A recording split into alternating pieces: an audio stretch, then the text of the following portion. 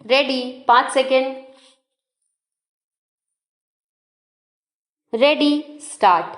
महोदय, राजनीति का अपराधीकरण रोकने के लिए चुनाव आयोग ने एक अच्छा निर्णय किया है कि किसी भी अदालत द्वारा एक बार अपराधी घोषित प्रत्याशी विधानसभा तथा संसद का चुनाव नहीं लड़ सकेगा। यह निर्णय देश भर में 28 अगस्त से लागू हो गया है। अभी तक एक बार अदालत द्वारा अपराधी घोषित किए जाने वाले व्यक्ति ऊंची अदालत में अपील किए जाने जमानत पर रिहा होने पर भी चुनाव लड़ सकते थे।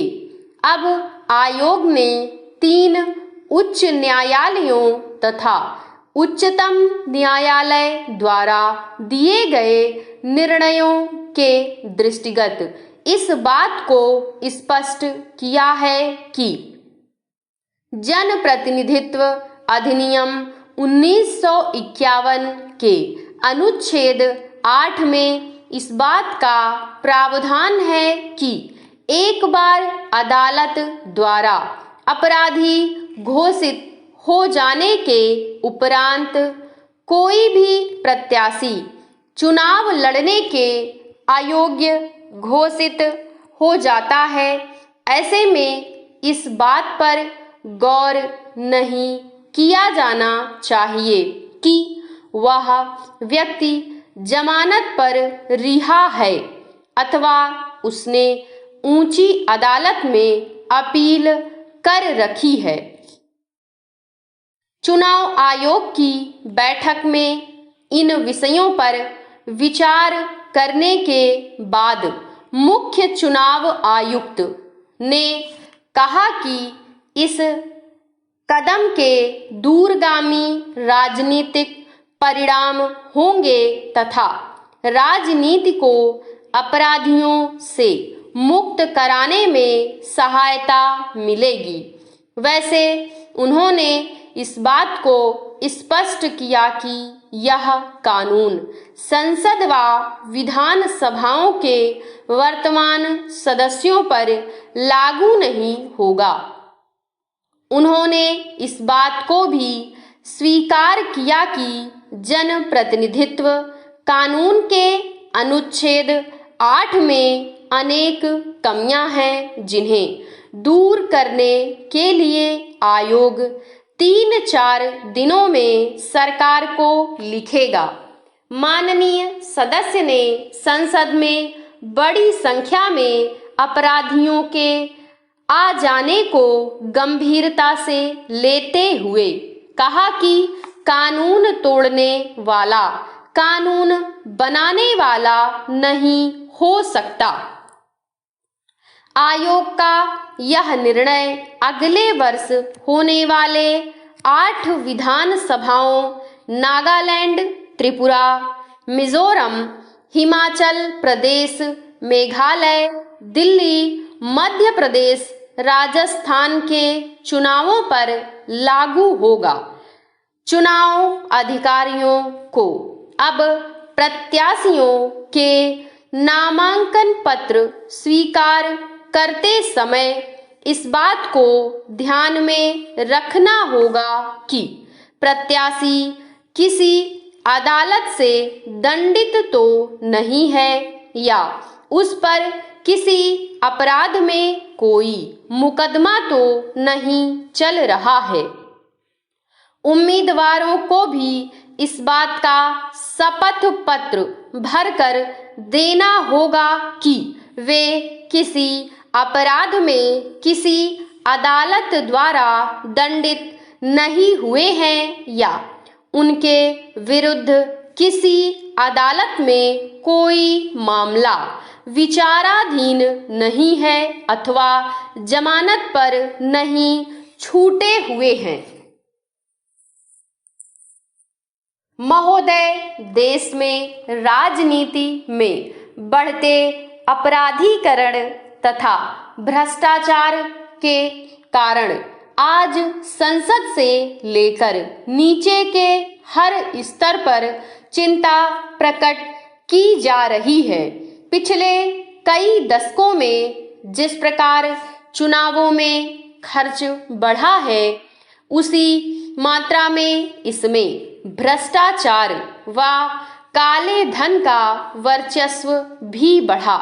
विभिन्न उम्मीदवारों द्वारा चुनाव जीतने हेतु बूथों पर कब्जे करने के लिए अपराधियों का सहारा लिया गया।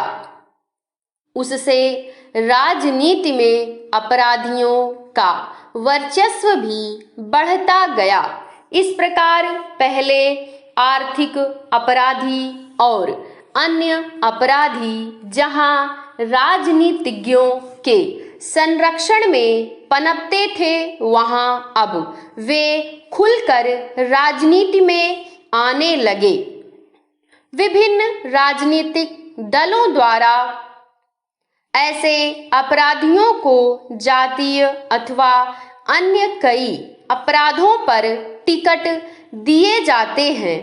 इनमें से कई चुनाव जीतकर संसद व विधान सभाओं में पहुंचे हैं। पिछले चुनावों में कई ऐसे उम्मीदवार भी चुनाव में खड़े हुए और जीत गए, जो विभिन्न अपराधों में जेलों में बंदी हैं।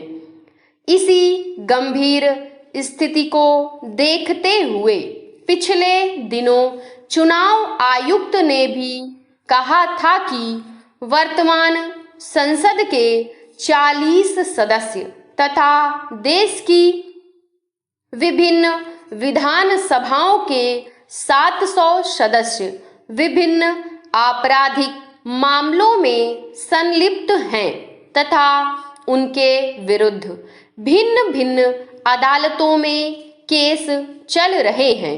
गत लोकसभा चुनावों में 1500 ऐसे उम्मीदवार थे जो विभिन्न अपराधों में संलिप्त थे। उन्होंने इस प्रकार के अपराधियों को चुनावों में खड़े होने से रोकने के लिए सरकार से तुरंत कानून बनाने का आग्रह किया था। आज देश में कोई भी ऐसा राजनीतिक दल नहीं रह गया है जिसे भ्रष्टाचार से दूर कहा जा सके। किसी के नेताओं पर हवाला केस के दाग लगे तो किसी पर विभिन्न आर्थिक घोटालों व भ्रष्टाचार के आरोपों में अदालतों में मुकदमे चल रहे हैं। देश के राजनीतिक जीवन में आ गए प्रदूषण से हमारे सांसद भी अत्यंत चिंतित हैं। स्वतंत्रता के स्वर्ण जयंती वर्ष के अवसर पर बुलाए गए संसद के 4 दिवसीय विशेष अधिवेशन में सभी दलों के नेताओं तथा लोकसभा अध्यक्ष ने राजनीति के अपराधीकरण को रोकने तथा इसके शुद्धिकरण पर बल दिया। श्री अटल बिहारी वाजपेयी ने राजनीति में भ्रष्टाचार को समाप्त करने के लिए चुनाव सुधारों को लागू करने तथा सरकार द्वारा विभिन्न दलों को चुनाव लड़ने के लिए सरकारी कोष से धन देने की मांग की और श्री चंद्रशेखर ने भ्रष्टाचार को समाप्त करने की मांग की। समाप्त।